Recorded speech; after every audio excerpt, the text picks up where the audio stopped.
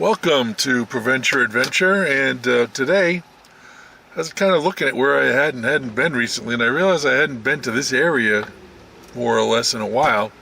So I'm in Marlborough, Connecticut, at a place called Village Green Pizza. I had a lot of nice online reviews. So went with the typical Prevent Your stuff. Here you go. I ordered 2 meatballs, realized I probably wanted 3, so I added a third one. This is an online order, and so they put the third one in a cup, which is kind of interesting, but I get it, in case it was for 2 different people, and a pepperoni pizza. So, different vehicle, different setup. I don't have to worry about hooking up the camera over there anymore, so we can just slide right into trying this food out. These meatballs are big.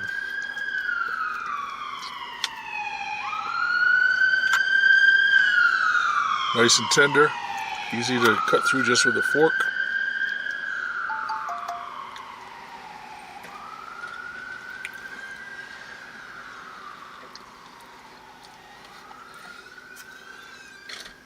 Nice sauce.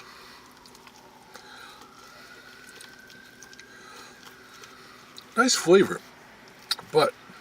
But, in my opinion, a little mushy in the middle.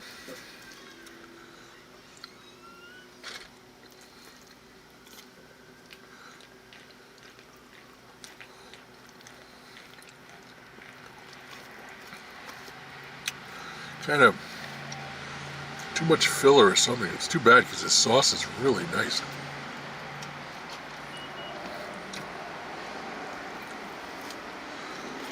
Alright, I'm going to eat the whole meatball in front of you, I guess. I like the flavor, maybe it's just that one. We'll try a couple others after. Definitely a Greek pizza. I'm not expecting much in the way of crisp on this crust.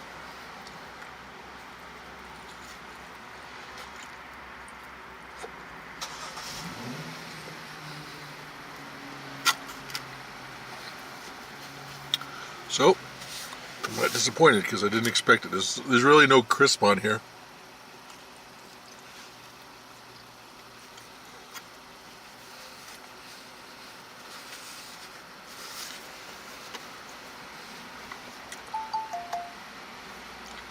Nice sauce.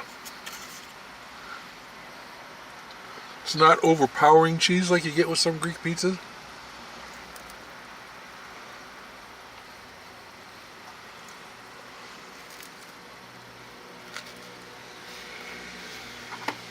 There you go. First drip of the day.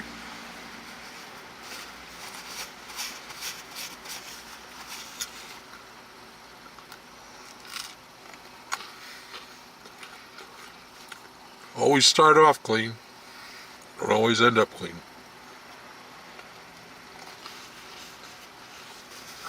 Nice heel on that thing.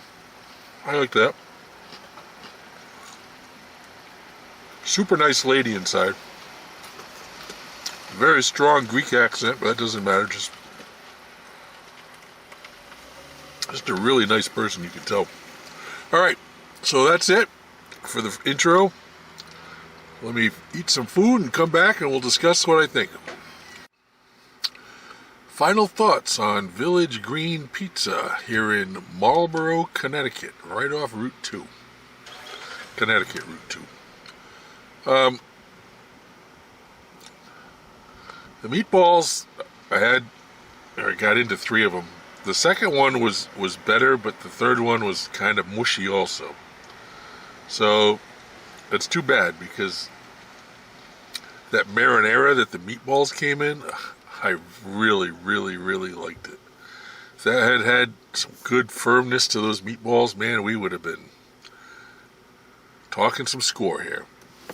But we're not. So the marinara was, honestly, sitting here thinking, it's one of the better marinaras I've ever had. Meatballs were mushy. When they're that big, sometimes it's tough to get the insides firm, I guess. I don't know. The pizza was decent. It had an okay crust, but no crisp. Nice sauce. Not overpowering cheese. Good pepperoni. Once again, really nice lady inside there. I don't think I showed you the place. It's just in a little plaza here. There's like 2 or 3 things. So,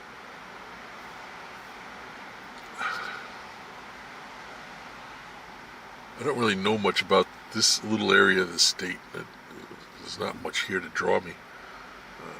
There's probably much here, just not much that draws me. So anyhow, I'm in Marlborough. Let's give it a score. Village Green Pizza.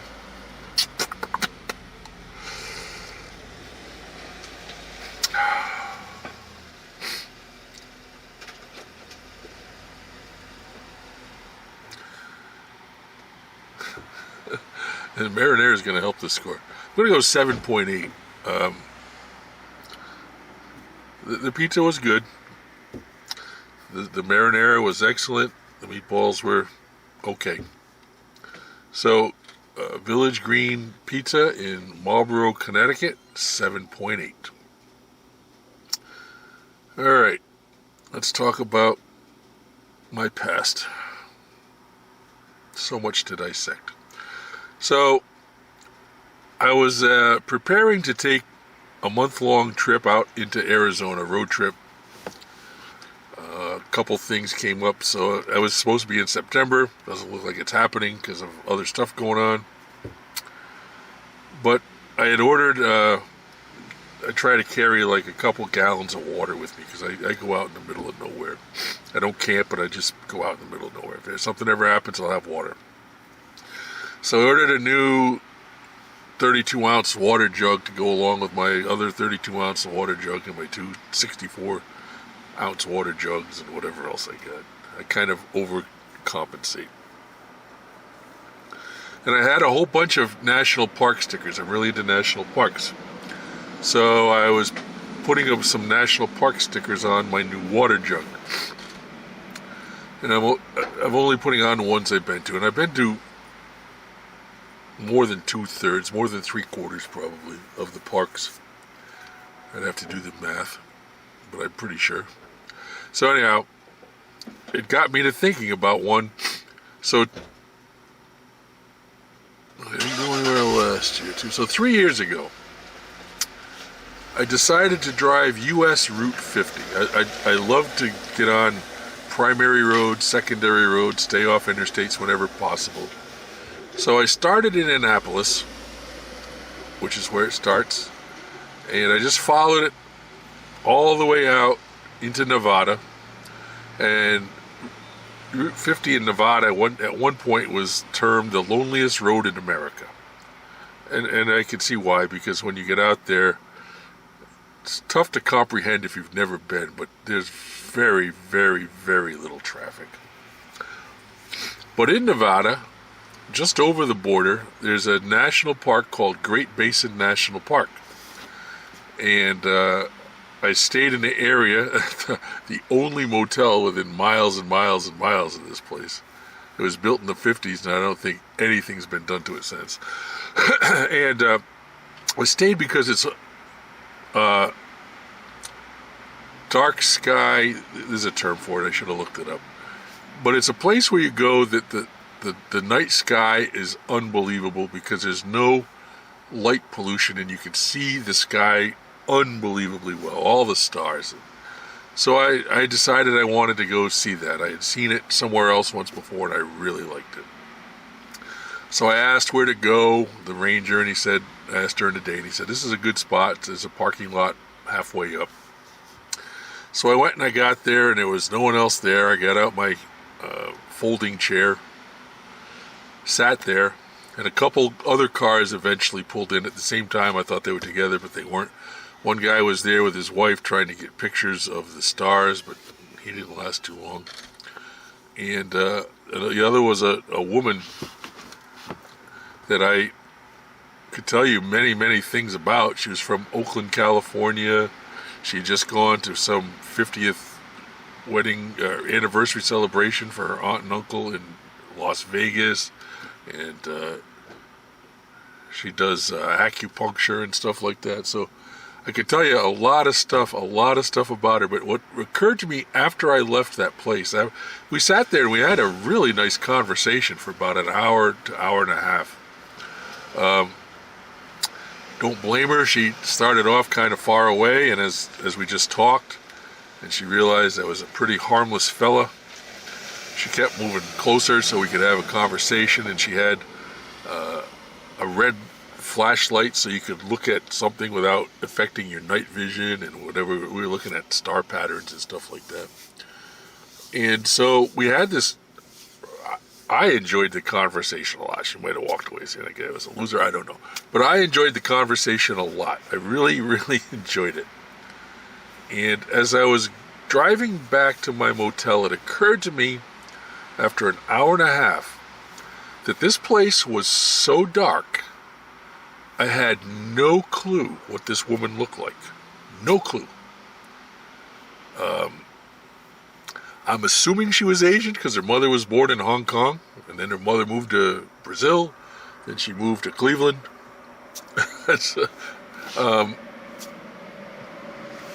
But it was so dark. I mean, there was no lights anywhere at all. The sky was phenomenal. You can just see every star from horizon to horizon. You can see every star. It's just an unbelievable experience. If you ever get a chance to go to one of those dark night, dark sky places, and they're listed. I'm telling you, if you're into that type of stuff, it is amazing. Amazing. But what occurred to me was that after an hour and a half, I could have seen her somewhere for breakfast the next morning. I would have had no idea, because I couldn't tell you what her hair looked like, how long it was, how short it was, glasses, no glasses, nothing. It was so dark that I just had no idea what she looked like. And I just thought that was kind of a unique experience, to sit with someone and talk with them for an hour and a half and have no clue what they look like. It just still blows my mind to this day. And maybe you had to be there to appreciate it. I don't know. But I just got a real kick out of that. So anyhow, there's my story for today. Nothing to do with the area, but popped into my head. Village Green Pizza, Marlborough, Connecticut, 7.8.